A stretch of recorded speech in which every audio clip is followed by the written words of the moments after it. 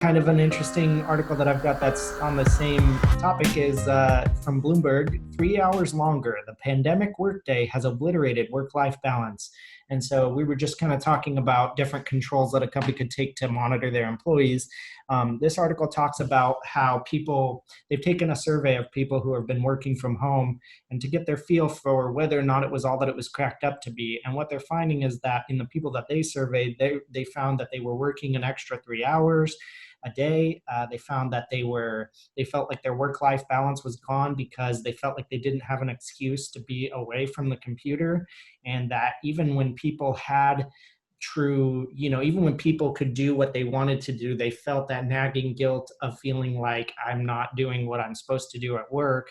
And so I think it's interesting to see how people will self-police and will, basically hold themselves to a standard when at home, in an attempt to try to just keep their work life, to basically keep up with their work and make it look like they're doing something. And so I'm kind of curious whether or not you guys have had this feeling at all of like, I'm at home, but I know that I should be working. And so I can't quite shut it off kind of a deal.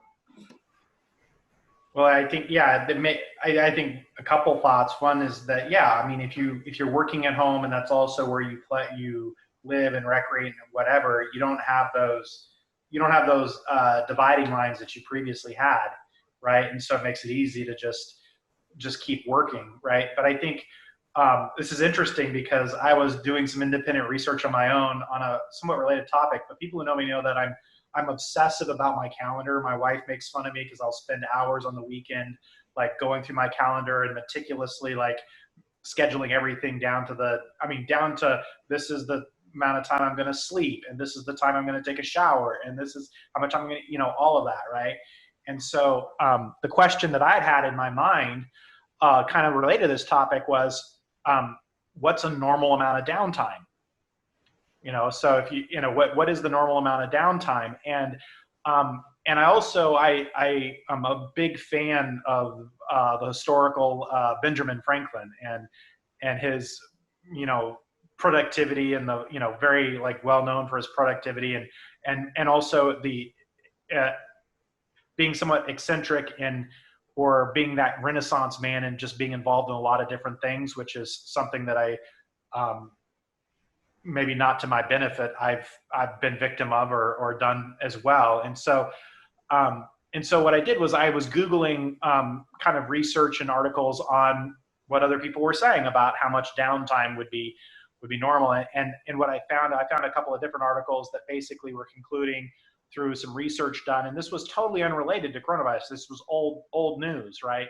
And they were concluding, maybe like 4 or 5 hours a day of downtime is healthy for you, something of that nature. And I was like, man, I don't know if I get 4 or 5 hours a day.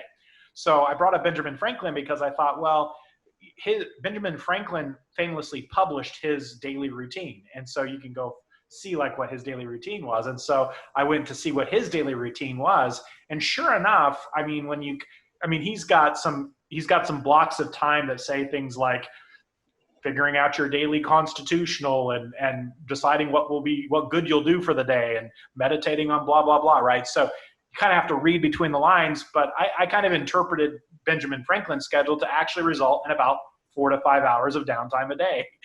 So it was kind of that was kind of an interesting result. So anyway, in the process of doing all of that, um, I was looking at articles again written before COVID-19 issues about remote working versus working in the company and or working on site in the office. And one of the points that's making that really resonated with me, that one of the articles was making, was that um, there was some research that said, well, people who work like an 8-hour day in the office, the truth is that their actual productivity is 3 to 4 hours a day on average.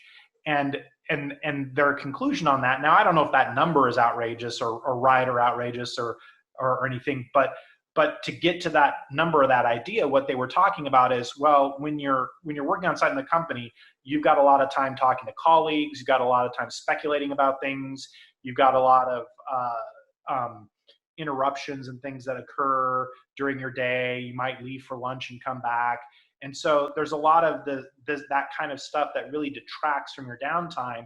And what they were pointing out is that, if you're in if you're working remotely and you're not talking with colleagues and you're just focused in on getting the work done throughout that day, if you actually do that for an 8-hour day, you're just focused from beginning to end of an 8-hour day, you're doing more work than the average in-office worker, right?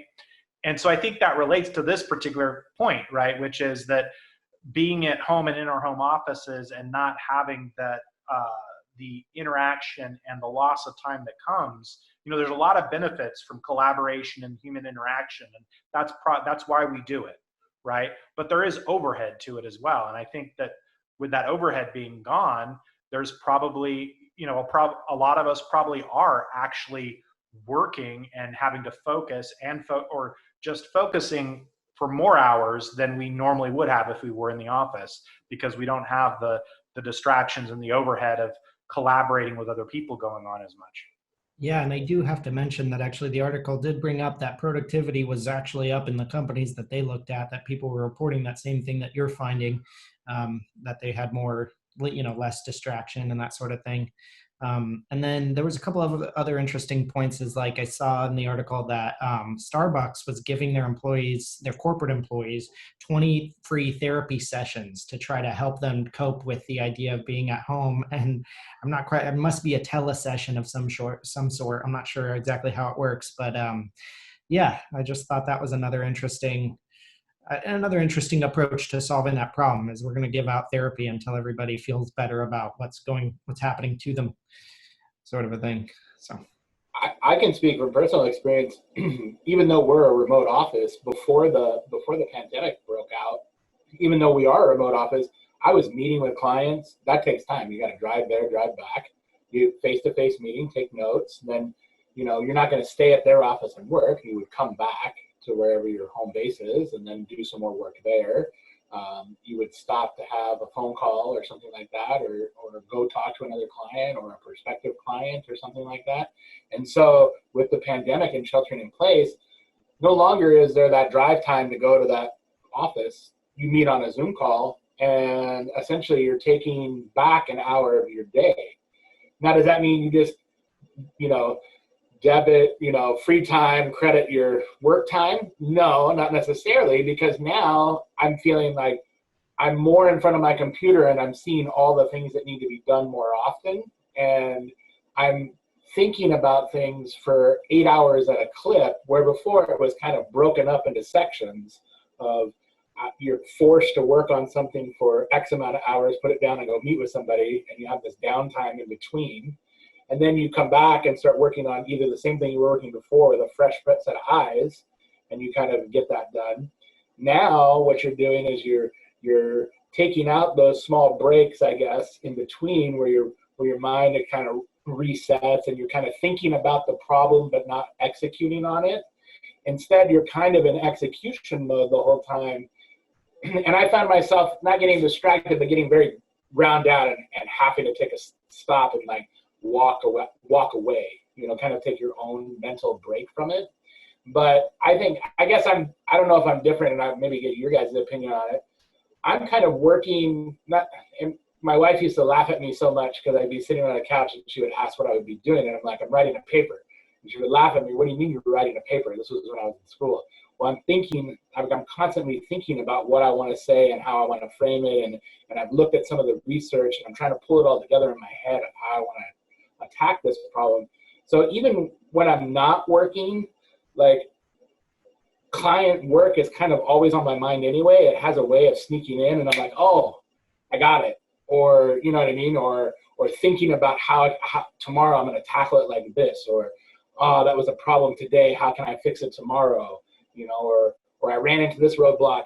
So I guess like a clear distinction, like, and in the accounting world, we use billable hours, but my billable hours, and then there's like the time that I'm spending thinking and like going through what to be done about the clients and the problems that are available. So I guess even when I was in an office setting, I was still doing that to a certain extent, but there was much more time to kind of get away from that. Like, oh, I'm out of the office. I can drive home and listen to music or a podcast.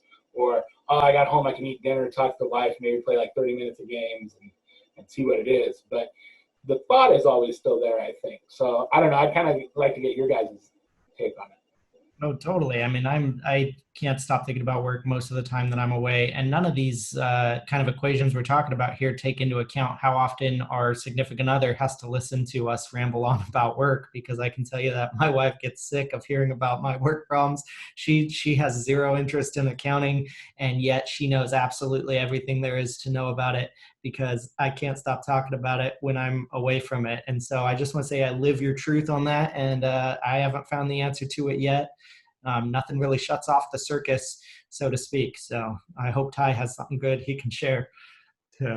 Yeah, I mean, I think there's a couple of different thoughts. One of the things that you were expressing, which is exactly my thought too, is that we're gaining time in our day because of the lack of commuting and the lack of setup and cleanup, or setup and wrap up of various meetings and things that we might do throughout our day in the office. And so I think the big philosophical question then is who should that time accrue to, right? I mean, does that time accrue to us does that give us more free time? And probably what's actually happening is it's not. I think probably some of the phenomena that we're all experiencing, where we feel like we're actually working more now that we're working from home, is that all of where we're gaining efficiencies, we're just letting that time accrue to doing more work. And I think, and that becomes kind of I think that becomes a default thing for people, especially for people who are highly motivated and very goal oriented and want to achieve their objectives, right? I think that's a natural direction for something like that to happen. So, I mean, you want to kind of watch that in the sense of, that's what I would say is the benefit, I talked earlier about how I'm a little bit crazy about my calendar, but what I would point out is that it really benefits me in this kind of situation, because before COVID-19, I had my playtime versus my work time scheduled. And after COVID-19 and this crisis, I still do. So I know, there's an hour that I'm going to go out and garden, and that's going to happen. And I'm not going to let that hour get invaded by work that I have to do, kind of thing. And so I've worked that out in my calendar. And I think if you don't have the habit of working that stuff out in your calendar ahead of time, otherwise, then you don't have that tool in your tool belt when this is going on, right? And that's very similar to like what we talk about with our companies. I was doing an interview the other day with a digital agency and talking about their business, and they were talking about how thankful they were that they had already started the process in their business of doing modeling and forecasting before COVID-19 hit. Because once COVID-19 hit, and you had to sit down and do scenario analysis and ask, what's going to happen if our sales don't come in the way we expect? What's going to happen if customers don't pay us on time? How many people can we keep on staff? Who would we have to lay off if we do or don't get the PPP, and so on, right? Going through that kind of modeling was infinitely easier for companies and businesses that already were doing that kind of modeling ahead of time, right? They were doing it before COVID-19. And so they had a framework to do it once this crisis hit. And maybe it's a stretch to relate that, but it just occurred to me that that's kind of the same thing with this calendaring thing, right? In our own personal lives and how we run our lives, if we were already kind of calendaring and thinking about being mindful of how are we spending our lives? How much time are we spending in our lives on work versus with our families versus just doing our hobbies or whatever it is we want to do with ourselves? Being mindful about that. If we were mindful about that before the crisis, I think it probably helped us. It's probably helping those of us who were mindful about that before the crisis be mindful of that during the crisis, right? And if we weren't mindful about it before the crisis, then we're probably suffering a little bit more from slippage of activities kind of taking over more than we'd want it to, because we don't have the kind of triggers like we change location to tell us that we should be doing something else. And so the other point on that is that I think that AJ was talking about, and Charlie mentioned it too, about thinking about work when we're not at work.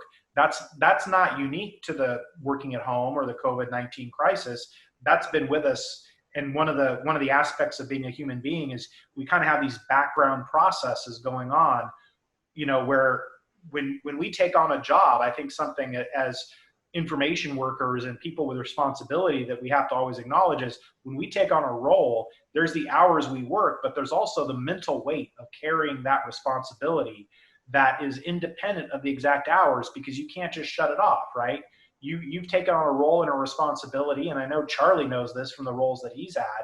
You take on that role and that responsibility, and you get to the end of the day, and it's like, okay, it's not on my schedule to work any more hours today, so I'm going to leave. I'm going to go home and be with my family. But as hard as you try, you can't get rid of the background processes, the weight that you're carrying on that. And so just kind of a side thought for everyone out there working is when you go to negotiate your compensation, you think about what you actually earn for the role that you are. Ask yourself, are you actually making enough to cover that? Are you making enough to cover not only the exact hours that you're working, right, but also the weight that you're carrying? Because a lot of us, I mean, it's not like we're working in 1930s manufacturing where we just, produce a widget for a certain number of hours a day and then go home and don't think about it.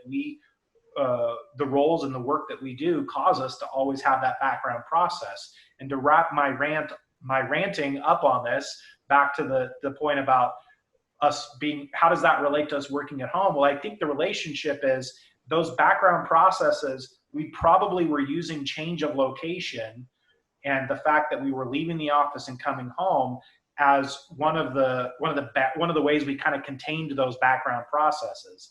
And I think that maybe a lot of us are suffering from that not being there anymore. That even if we stop working because we haven't changed our physical location, it's harder for us to keep those processes in the background where they belong while we do other things. So back to you. Yeah, I wanted to jump in right when you were talking about the calendar. I was wondering, Ty, have you always been like a scheduler like that? Or is that like a skill you learned and kind of like honed? Because for me, right, like I feel like I'm a pretty good like scheduler as far as like mapping. I don't go to the calendar and map out every hour of the day like you do, but I think I have a pretty good grasp of like bracketing time. And I'm trying to get better about, scheduling my day, I guess, in those chunks, instead of doing it mentally, putting it to paper. But it's like lifting weights. The guy that squats 1,000 pounds didn't just squat 1,000 pounds the first time he tried it. It's kind of, and this is more mental, I think, and kind of procedural, where you kind of work up to having every minute of your day scheduled. So I'm just wondering if that was like inherent to your personality, or is that like a skill that you honed over time? Yeah, it wasn't.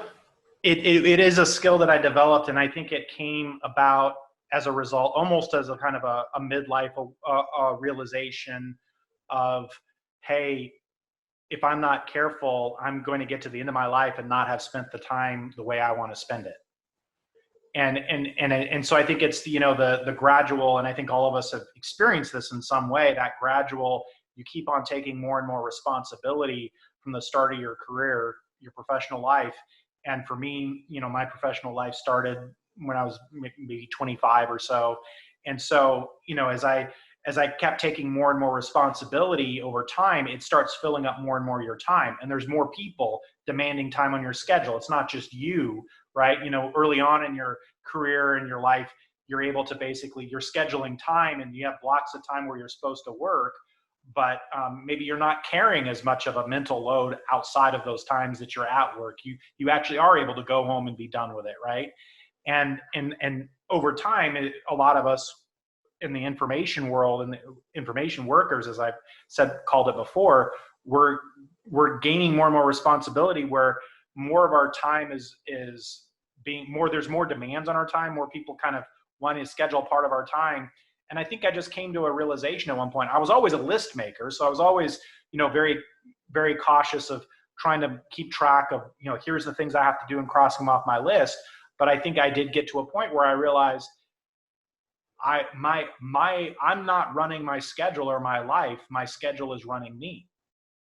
And I don't think everyone has that realization, but I had that realization, and I don't think I coined this term, but I think I've heard it before, that phrase that, run your schedule or your schedule will run you. And I really felt that. I think I got to a point, my mid or late 30s, where I realized that's exactly what was happening. My schedule was running me instead of the other way around. And so I just wasn't going to let that happen. I decided I was going to take charge of that from that point forward. Yeah, I had this similar kind of experience too, where I used to just do everything by the cuff and do what I needed to do. As far as even in work, I would try to just deal with tasks as they came up. And then I would constantly have this feeling of feeling guilty for not doing something else that I should have been doing or that I thought I should do.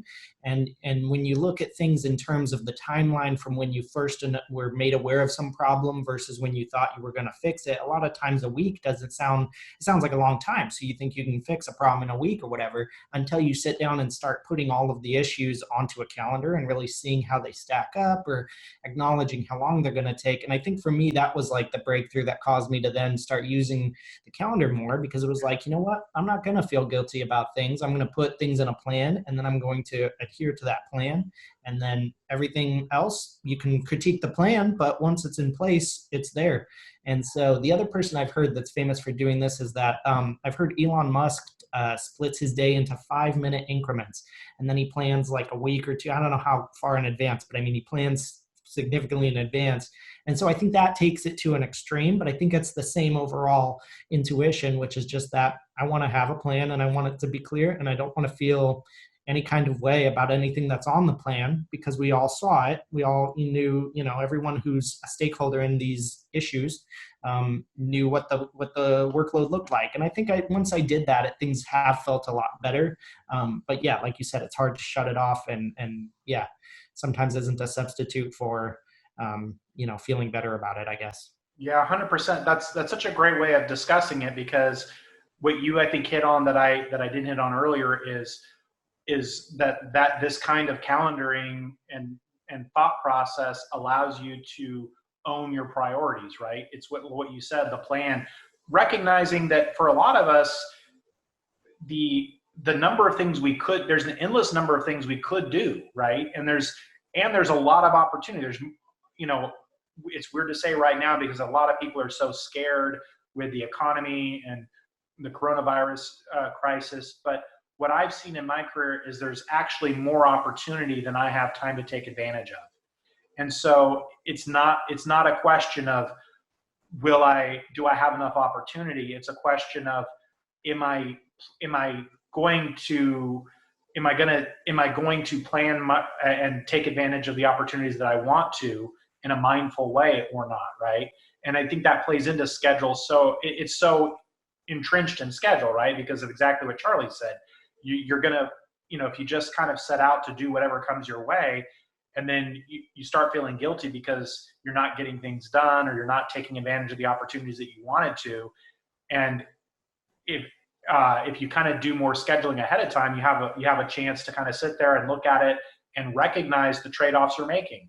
Realize that you've cut some things off the table, that there's no way that you can do it all this week. So you've already decided ahead of time that you're going to disappoint somebody, and that you're not going to take advantage of some kind of opportunity, and that, but you're also going to finish certain things that week. And you've made those choices. And then when you get it, I think for me, and it sounds similar for Charlie, is that it gives you more peace of mind. You get into the execution stage, you don't have as much anxiety about the fact that maybe you're disappointing somebody that week, because you already knew you were going to when you planned the calendar out earlier, right? You may not have told them you were going to, but you kind of already knew you weren't going to be able to do what they wanted you to do that week, because it just wasn't going to fit. I mean, I took it because it was that exact thing. And I took it to the extreme in the sense that I wanted the plan to be prioritized. And then I didn't want to be overwhelmed by the amount of things that there were. So I wrote a specific thing that was designed to take my to-do list and make the first task be full screen so that you don't see anything else.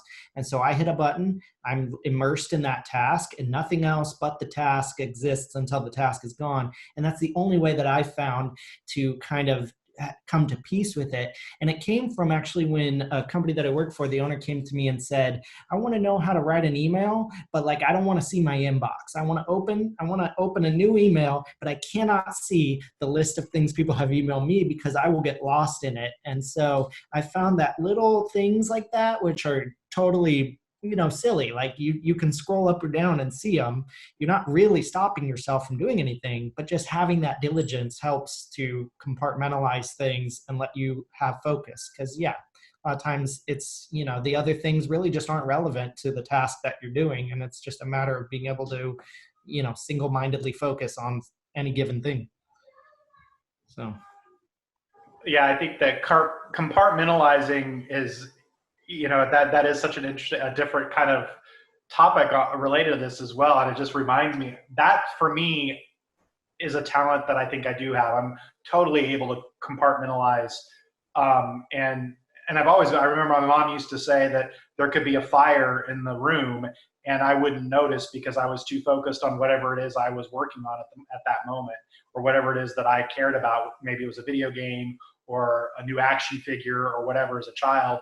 But, and so I think, that it's both been a blessing from that standpoint of what you just said. Like what you just said, I couldn't relate to at all. The idea of having to not see my emails. It's like, if I don't want to pay attention to my emails, no problem. I just decide not to do it and I don't, right?